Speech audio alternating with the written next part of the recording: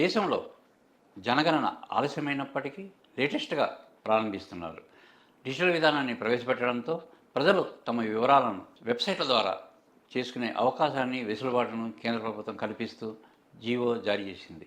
ఈరోజు జారీ చేసినటువంటి గెజిట్ నోటిఫికేషన్‌లో అనేక వివరాలను పొందుపరచడం జరిగింది. ఇందులో భాగంగా ప్రతి 10 ఏళ్లకు ఒకసారి జనాభా గణన జరుగుతుంది. ఆ విధంగా చూసుకుంటే 2011లో జరిగిన తర్వాత 2021లో జనాభా గణన చేయాల్సి ఉంది. అయితే కరోనా కారణంగా వాయిదా వేశారు. తర్వాత 2, 3 ఏళ్లకు తిరిగి ప్రారంభిద్దాం అనుకుంటే ఎన్నికలు రావడంతో అవాంతరాలు ఏర్పడ్డాయి. ఈసారి ఎలాంటి అవాంతరాలు లేకుండా 2026 అక్టోబర్ నుంచి తర్వాత 2027 మార్చి 1వ తేదీ నుంచి 2 దశల్లో జనగణన స్టార్ట్ అవుతుంది.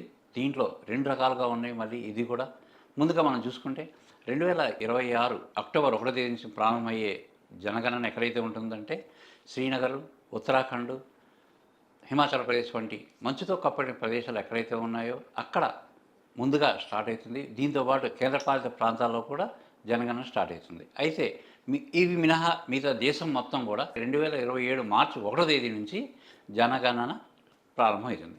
ఈ జనగణన విషయంలో ఈసారి 2 విభాగాలుగా 2 దశలు జరుగుతాయి. మొదటిది ఒక వ్యక్తి యొక్క ఆర్థిక స్థితిగతులు దాని మీద ఫోకస్ చేస్తారు. అంటే అతను ఏ ఇంట్లో ఉంటున్నాడు, ఆ ఇల్లు ఏ విధంగా ఉంది, అంటే అపార్ట్మెంటా, సొంత ఇల్లా, లేదంటే గుడిసెలో ఉంటున్నాడా అన్న వివరాలు. తర్వాత అతని ఇంట్లో ఉన్నటువంటి సౌకర్యాలు, అంటే ఇంధనం ఏ విధంగా ఉపయోగిస్తున్నాడు, గ్యాస్ ఉపయోగిస్తున్నారా, కట్టెల పొయ్యి ఉపయోగిస్తున్నారా, బొగ్గుల పొయ్యి ఉపయోగిస్తున్నారా. తర్వాత వాహనాలు, ఇంట్లో బైక్ ఉందా, కారు ఉందా, స్కూటర్ ఉందా, ఇలాంటివి ఏవైతే వాహనాలు ఉన్నాయో అవి వాటిని చూస్తారు. తర్వాత ఇంట్లో ఉన్నటువంటి పరికరాలు, ఇంట్లో రిఫ్రిజిరేటర్ ఉందా, టీవీ ఉందా, లేదా ఇంటర్నెట్ సౌకర్యం ఉందా, అలాంటి విషయాల మీద దృష్టి కేంద్రీకరిస్తారు. తర్వాత ఇంట్లో వాడుతున్నటువంటి ఫోన్లు, ఆ ఫోను దేనికి సంబంధించింది, అంటే స్మార్ట్ ఫోనా, లేదంటే మామూలు పాతకాలం నాటి ఫోన్లు ఉన్నాయా అన్న దాని మీద, అసలు ఫోన్ కనెక్షన్ ఉందా లేదా, అలాంటి విషయాల మీద ఈ ఈ మొదటిసారి దీంట్లో వివరాలు సేకరిస్తారు. ఇది 30 పాయింట్లుగా ఉంది. 30 పాయింట్లలో అనేక అంశాలు దీంట్లో ఉంటాయి. తర్వాత 31వ పాయింట్గా ఇందులో సెల్ నెంబర్ని నమోదు చేయాల్సి ఉంటుంది. అంటే ఆ వ్యక్తి ఎవరైతే ఉన్నారో ఇవి నమోదు చేస్తున్న అతని సెల్ నెంబర్ అందులో ఇవ్వాల్సి ఉంటుంది. ఈ వివరాలన్నీ కూడా ఎన్యూమరేటర్ రాకుండానే, ఎటువంటి వివరాలు అవసరం లేకుండానే వెబ్సైట్ ద్వారా ఒక పోర్టల్ ఒకటి తయారు చేస్తున్నారు. ఆ పోర్టల్లో మన నెంబరు, సెల్ నెంబరు ఫీడ్ చేస్తే మనకు ఓటీపీ వస్తుంది. ఆ ఓటీపీ ఆధారంగా మనం ఇవన్నీ కూడా భర్తీ చేయాల్సి ఉంటుంది.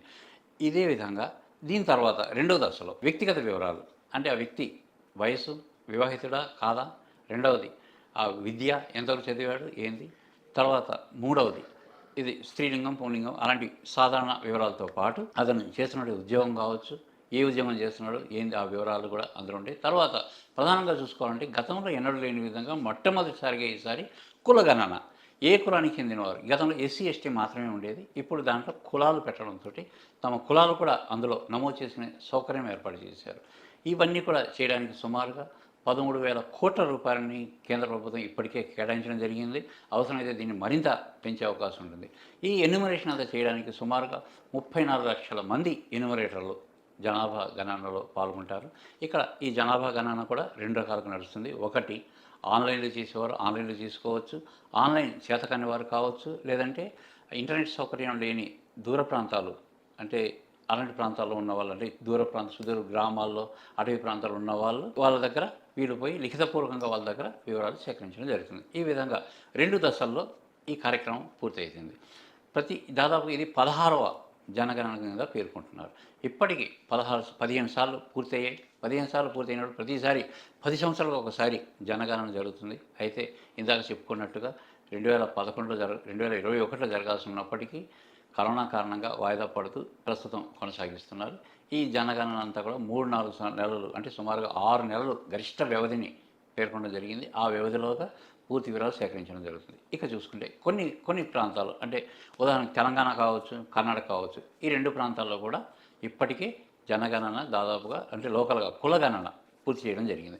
అయితే కులగణనలో కొన్ని ఇబ్బందులు ఉన్నాయని చెప్పి సరిగ్గా జరగలేదని ఇప్పటికీ ఆరోపణలు వస్తున్నాయి. ఈ పరిస్థితుల్లో ఇప్పుడైతే రాష్ట్ర ప్రభుత్వం నిర్వహించారో వాటిని పక్కన పెడుతూ కేంద్ర ప్రభుత్వం ఏదైతే చేస్తుందో ఆ గణన మాత్రమే పరిగణలోకి తీసుకోవడం జరుగుతుంది. దీన్ని బట్టే ప్రధానంగా మనం కూడా ఆలోచించాల్సి ఉంటుంది. ఈ జనగణనకు సంబంధించిన వివరాలు ఏవైతే ఉన్నాయో, కుల వివరాలు కావచ్చు, జనాభా వివరాలు కావచ్చు, ఇవన్నీ కూడా రాబోయే, అంటే 2029 ఎన్నికల నాటికి ఈ ప్రాతిపదిక మీద ఎన్నికలు జరుగుతాయి. అంటే అప్పట్లోగా సీట్ల డీలిమిటేషన్ ఇప్పటికే దేశవ్యాప్తంగా అసెంబ్లీ స్థానాలని, పార్లమెంట్ స్థానాలని డీలిమిటేషన్ చేయాలని చెప్పేసి ఒక ప్రతిపాదన కేంద్ర ప్రభుత్వం తీసుకురావడం జరిగింది. దీని మీద కొన్ని రాష్ట్రాలు వ్యతిరేకిస్తున్నాయి. ఎందుకంటే దక్షిణాది రాష్ట్రాల్లో జనాభా తక్కువగా ఉంది, ఉత్తరాది రాష్ట్రాల్లో జనాభా ఎక్కువగా ఉండడంతో వాళ్ళకి ఎక్కువ స్థానాలు రావడం, దక్షిణాది రాష్ట్రాలకు తక్కువ స్థానాలు రావడంతో ఇప్పటికే స్టాలిన్ లాంటి వాళ్ళు కొంతమంది ఇప్పటికే తమ గళాన్ని వినిపించి కేంద్ర ప్రభుత్వం మీద చాలా విమర్శ కూడా చేయడం జరిగింది. ఇలాంటి పరిస్థితుల్లో ఈ జనగణన ఏదైతే ఉందో ఈ జనగణన మీదే డీలిమిటేషన్ జరుగుతుంది. ఆ తర్వాత ఈ రాబోయే ఎన్నికల్లో పార్లమెంటు, అసెంబ్లీ ఎన్నికల్లో మూడింట ఒకటో వంతు మహిళలకు రిజర్వేషన్ చేయాలన్నది ఒక ప్రతిపాదన ఉంది.